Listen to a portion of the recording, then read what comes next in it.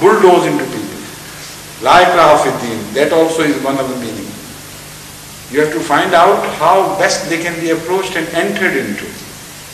And that can't be done in a hurried meeting on the way.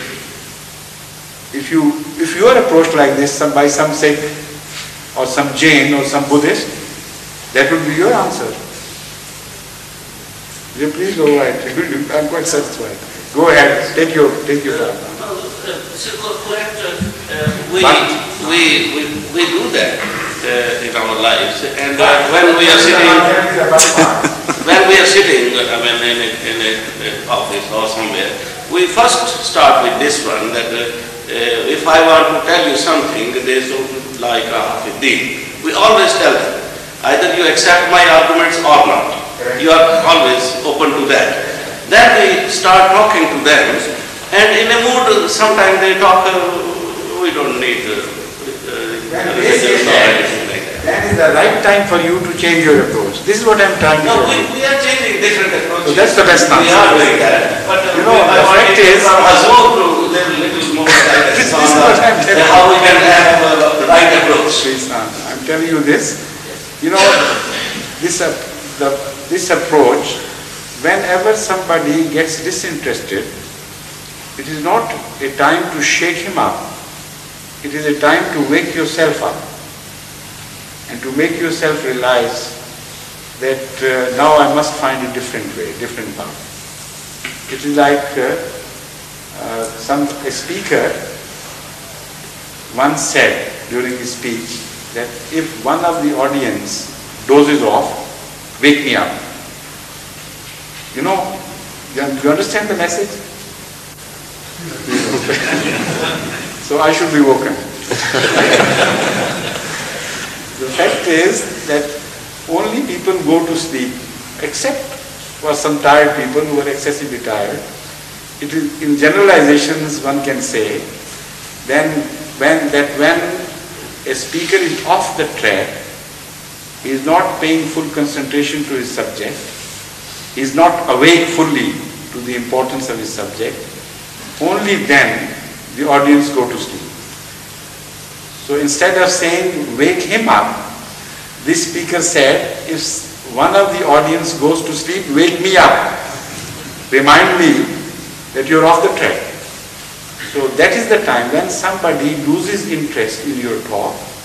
That's the time to wake yourself up and to realize that I must change my subject. Unless you become interesting to someone, nobody is going to listen to you. Make yourself interesting. Even if you have to do something odd. You know, sometimes in Qadian I remember a gentleman by the name of Mr. Abdur Rahman. He wore a different dress from the rest of the people.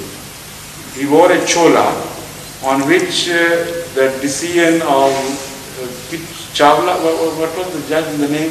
Khosla was written, inscribed all over, and he went about with that chola. Everyone became interested in him and asked questions, and then he started answering because he was interesting to others. So sometimes people have to do that, but it is not only through an odd dress that you become interesting. Sometimes that interest which you create is not at all a productive interest. Sometimes people take you too lightly and have a word of laughter and then go their way.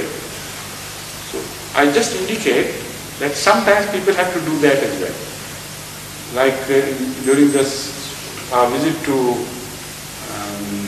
this Alhambra in 1982, one of Ahmadi visitors from Rabwa dressed himself in a manner that he became a source of interest for everybody. People crowded around him and asked him about what he was and where he hailed from, and then he started preaching to them in a manner he knew. To become interesting, then people would be interested. And to become interesting, you must know the points of others' interest. What are the subjects in which they are interested? Without knowing that, you can't be interesting. So learn this from conversation by knowing them more, by feeling them as if you find out what are their points of interest. And then talk of those points of interest and somehow steer them into religious topics and relate them to religious topics. And drop a hint or two about what Islam has to say on those points of interest. So they will be caught up. I think without this, you can't become a good preacher. But I can't tell you to which particular person what approach you should take. I can only give you a generalized approach about yourself.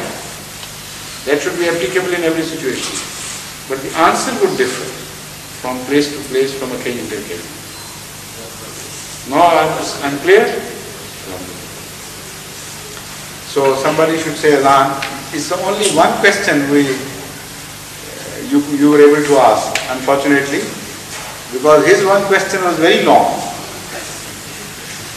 You know, he tricked you out. Next time you give him time for one question at the end, right? And take up the floor first.